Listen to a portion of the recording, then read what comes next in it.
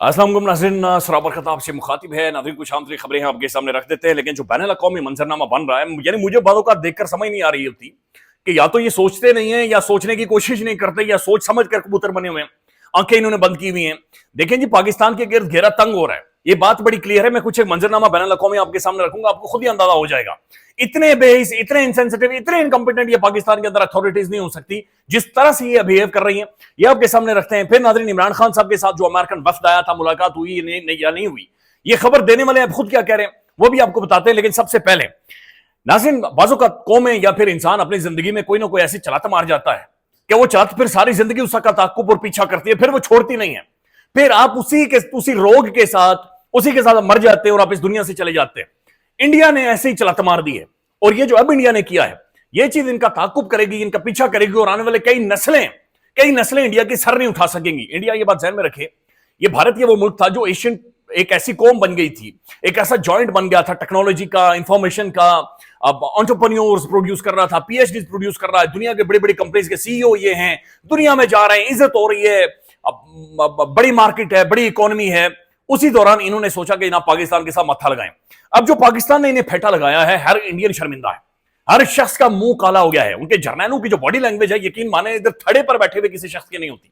यानी पाकिस्तान के अंदर जो इस वक्त थड़े के ऊपर बैठा भिखारी है, उसकी बॉडी लैंग्वेज और इंडियन जर्नैल की बॉडी लैंग्वेज में जमीन और आसमान का फर्क है। ये फिर भी सीना तान के कहता है, मैंने पैसे दो, मैंने पैसे दे। वो जर्नैल ऐसे, मैं लिटरली ये कह रहा हूं कि मैंने इतनी, हालांकि मैंने डिप्लोमेसी, ये सफारतकारी ये पढ़ी है, मेरा एमफिल इन्हीं सारी एजुकेशन के अंदर मौजूद है। ये फर्स्ट टाइम मैं देख रहा हूं कि एक मुल्क, इतना बड़ा मुल्क, उसके जर्नैलों की, उसकी जो अथॉरिटीज है, उनकी जो बॉडी लैंग्वेज है, ये खौफनाक हद तक गिरी हुई है। यानी मट्टी प्लीत ही अपनी करवा गए, मट्टी प्लीत। ये ऐसा तब होता है, वो लड़ते हैं ना तो कहते हैं सर में सट ना बजे, क्योंकि जो सर में सट बज जाती है ना, फिर आंखों के सामने आपको भूमतारे नजर आते हैं, आपको आंखों के सामने कालक नजर आती है। तो ये इंडिया की सर के ऊपर आकर सट बजी है। मैं सिर्फ आपको ये इंटरव्यू सुनाता हूं और फिर बताता हूं ब्लूमबर्ग क्या लिख रहा है, बैनुल अक़वामी मीडिया क्या लिख रहा है, इंटरनेशनल मीडिया क्या लिख रहा है। लेकिन उससे पहले ये स्टेटमेंट सुन लें, ये कोई आम बंदा नहीं है, ये इंडिया की तोप है, ये Indian chief of the defence staff है। यानी जितना भी डिफेंस या फौजें नीचे आती हैं, ये उसका सबसे बड़ा बाप है, इंडिया का सबसे बड़ी अथॉरिटी है। बिपिन रावत जहां पर मौजूद था, ये उधर ही मौजूद है। बिपिन रावत वो गिर गया था, उसका तैयारा कोई जंगलों में सड़कर वो मारा था, तो ये उस लेवल के ऊपर बैठा हुआ शख्स है। इसका जब इंटरव्यू हुआ, तो इंटरव्यू के अंदर इसे देखते ही खातून ने ये पूछा कि लाले ये बता जर्नैल साहब, तो बहुत बड़ा जर्नैल है, लेकिन ये बता राफेल कितने, राफेल थोड़े टाइम के नहीं टाइम। यानी सवाल सिंपल ये है कि राफेल किधर गए, बस अगर आप राफेल चेक करवा दें, यानी बाकी किसी को नहीं, किसी बैनुल अक़वामी ऑब्जर्वर को नहीं, मुझे वीजा दे दें। यानी आपने 36 राफेल दिए थे, 36 तक गिनती मुझे ठीक आती है, मुझे गिनवा लें राफेल, 1 2 3 4 करके गिनता हूं, अगर तो राफेल 36 पूरे हैं तो फिर जो मर्जी कर लें, मुझे वापस ना आने दें। लेकिन अगर 5 से 8 राफेल कम ना हुए, और ये मैं अभी भी ये समझता हूं कि पाकिस्तान अभी भी कम बता रहा है, 3 राफेल नहीं गिरे, ये ज्यादा फटकार लगे हैं, ये बहुत खौफनाक हद तक इंडिया डैमेज हुआ है। और ये चूंकि शुरू में 3 4 5 तैयारे पाकिस्तान की जानिब से बताई गई, और बाद में खुद ये क्लेम किया गया कि हमने इसलिए बताया कि एस्केलेशन ज्यादा ना हो।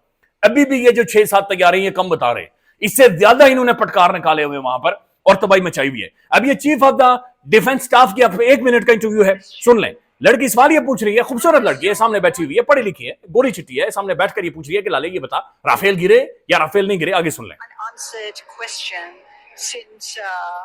The incident between Pakistan and India, and that is whether or not Pakistan downed an Indian jet, or in fact more than that. Can you confirm? I think what is important is that not the jet being down, but why they were being down. But a jet, at least one jet was down? General ये कह रहा है कि ये important नहीं है कि कितने जेट गिरे हैं, इंपॉर्टेंट ये है जेट क्यों गिरे हैं। तो क्यों तब आता है जब हो चुका होता है, यानी कपड़े फट चुके होते हैं, उसके बाद बंदा पूछता है ये क्यों फटे हैं। अब आगे सुने क्या कह रहे हैं। Why they were. So the good part is that we are able to understand the tactical mistake which we made. We are able to understand that the tactical mistake we have made. The tactical mistake, तूने ये गलती कर दी कि तूने मत्था लगाया एक भूखे नंगे मुल्क के साथ। यानी हम आपस में उलझे हुए एक दूसरे के गले फाड़ रहे थे, आपको क्या जरूरत थी कि आप आके हमारे गले पड़ गए। यानी आगे ही, यानी देखें ना, हम खुद, हमारे जो हालात थे, जो क्रिटिसिज्म हो रहा था, जितनी सियासी अदम इस्तेकाम था, उस दौरान ये सबसे बड़ी मिस्टेक थी कि इसने पाकिस्तान को उन हालात में छेड़ने की कोशिश की। आगे सुने। Rectify it and then implement it again after 2 days. And through all our दिलचस्प बात ये कह रहा है कि जनाब हमारे राफेल गिरे, हमारे तैयारे मारे गए, हमने क्या किया, 2 दिनों के अंदर रीस्ट्रेटेजाइज किया, रीथिंक किया, दोबारा से हमने स्ट्राइक किए हैं, तो बाकी जो राफेल है ना वो ठीक है, जो 3-4 है वो मारे गए। This is alarming. अब मैं सिर्फ ब्लूमबर्ग की खबर आपके सामने रख रहा हूं, और ये खबरें नहीं है सिर्फ, इससे अंदाजा लगाएं कि इंडिया जख्मी कितना है, आपका दुश्मन किस हद तक जख्मी है। ये सांप पीछे से जख्मी है और इसका जो फन है वो अभी तक मौजूद है। ब्लूमबर्ग लिख रहा है, Indian military confirmed for the first time that it lost an unspecified number of the fighter jets in the clashes with the Pakistan in May. Indian military chief military general confirm कर रहा है कि unspecified numbers हम बता रहे हैं 6-7 से ज्यादा है, ये इंडियन तैयारे मारे गए हैं, while saying the 4-day conflict never came close to the point of nuclear war. Again journal भी कह रहा है कि ये न्यूक्लियर वॉर की तरफ नहीं जा रहा था, ट्रंप कह रहा है न्यूक्लियर वॉर की तरफ जा रहा था, और ट्रंप आपका पापा है। तो पापा जी अगर आपको ये कह रहे हैं कि जनाब ये न्यूक्लियर वॉर की तरफ जा रहा था, तो आप कहेंगे आने वाले टाइम में कि जा रहे थे। ट्रंप आपकी नाक रगड़वाकर आपसे कहलवाएगा, और यही इंडियन जर्नल, यही पॉलिटिशियंस कहेंगे कि उस तरफ जा रहा था, और हम भी यही कह रहे हैं न्यूक्लियर वॉर की तरफ जा रही थी। हम भी यही कह रहे हैं, ट्रंप भी कह रहा है, इंडिया नहीं कह रहा। अच्छा, इंडिया कहेगा, क्योंकि पापा वो भी कहेगा, और इधर से जिन्होंने छितर मारे हुए, अब देखिएगा ये कहेगा कि न्यूक्लियर वॉर की तरफ चीजें सारी जाती हुई महसूस हो रही थी। ब्लूमबर्ग भी ये कह रहा है कि इनके तैयारे गिरे हैं, इन्हें मारा गया है, और ये बहुत ज्यादा परेशान है। तो ये इंटरनेशनल एक मुल्क की बहुत खौफनाक किस्म की हजीमत है, तज़ीक है, तौहीन है, ये हुई है। इंडियंस ये समझते हैं कि जो फ्रांस ने राफेल उन्हें दिए हैं, ये सही राफेल नहीं थे, ये खिलौने थे, इनके अंदर जो असल टेक्नोलॉजी थी वो नहीं दी गई, और वो जो सारी बढ़के थी वो सिर्फ टीवी की हद तक मौजूद थी। अब जो इंटरनेशनल बैनुल-अक़वामी मंजरनामा है नाज़रीन, ये सबसे ज्यादा अहम तरीन है और ये सबसे खतरनाक भी है, ये मैं आपके सामने रखना चाह रहा हूं। ये पाकिस्तान को जागने की जरूरत है। द इंडियन एक्सप्रेस इस खबर को रिपोर्ट कर रहे हैं, Colombia withdraw statement offering condolences to the Pakistan, Shashi Tharoor. Colombia has withdrawn a statement offering condolences to the Pakistan for the loss of the lives following the Indian military strike in response to the Pahalgam incident. अच्छा, ये जो Colombian है या Colombia है, ये कोई इतनी important country नहीं है, इनकी अहमियत नहीं है, लेकिन बहरहाल शशि थरूर जो बैनुल अक़वामी डिप्लोमेटिक मिशन है इंडिया का, वो कोलंबिया से उनका ये दावा है, अभी तक उनका ये दावा है कि वो कोलंबियन गवर्नमेंट से एक स्टेटमेंट निकलवा चुके हैं कि जहां पर पाकिस्तान के अंदर जब स्ट्राइक हुई, सिविलियंस मारे गए थे, तो उन्होंने जो कंडोलेंसेस शेयर की थी, उन्होंने जो कहा था कि जनाब ये गलत हुआ है, उस पर वो कह रहे हैं कि हम अपनी स्टेटमेंट वापस लेते हैं। तो ये this is what Indian express claim कर रही है, शशि थरूर क्लेम कर रहा है। और कल जो उसकी तकरीर मैंने सुनी थी कोलंबिया में, उसने कहा था हम डिसअपॉइंटेड हैं जो कोलंबियन गवर्नमेंट ने इंडियन एक्ट को पाकिस्तान के अंदर कंडेम किया है, हम उस पर डिसअपॉइंटेड हैं। तो अगर ये स्टेटमेंट इंडिया लेने में कामयाब हो गया है, तो दिस मीन्स कि डिप्लोमेटिकली वो चीजों को कुरेद रहा है, वो जो नाग है, वो जो ये जो फन फैलाए दुश्मन या शैतान खड़ा है, ये चीजों को इंटरनेशनली इग्नाइट कर रहा है, बल्कि पाकिस्तान के गिर्द घेरा तंग कर रहा है। ये वही काम कर रहा है जो अफगानिस्तान के खिलाफ किया गया था, जब एक इंटरनेशनल नेक्सस बनाकर अफगानिस्तान को न सिर्फ आइसोलेट किया गया, बल्कि उसके बाद एक हमला भी किया गया है।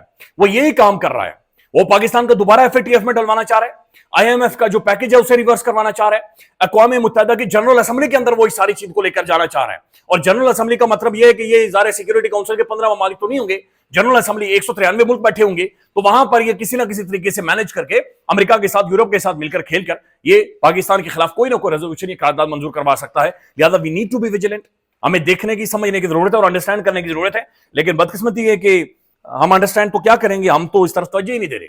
हमारा पॉलिटिशियन आपको नजर ही नहीं आता, आपको इंटरव्यू देते हुए नजर आएंगे आईएसपीआर या अभी इंटरव्यू दिया है joint chief of the staff मोहतरम जनाब साहिर शमशाद साहब ने। अब फौजी जर्नल हमारे इंटरव्यूज दे रहे हैं, लेकिन हमारा पॉलिटिशियन आपको नजर ही नहीं आता। हमारे वज़ीर आज़म साहब जाते हैं मुल्क से बाहर, तो वहां पर जाकर भी वो आसिम मुनीर साहब फील्ड मार्शल की तारीफें शुरू कर देते हैं, field marshal please stand up, मैंने आपकी तारीफ करवानी। ये कोई तरीकाकार नहीं है, ये कोई डिप्लोमेसी नहीं है। We need an aggressive diplomacy. India को इस वक्त हम कॉर्नर कर सकते हैं, आप यकीन माने हम दुनिया में एक फुटप्रिंट और इंपैक्ट छोड़ सकते हैं, क्योंकि दुनिया इस वक्त जानती है कि हमने इसे कुकी लगा दी है।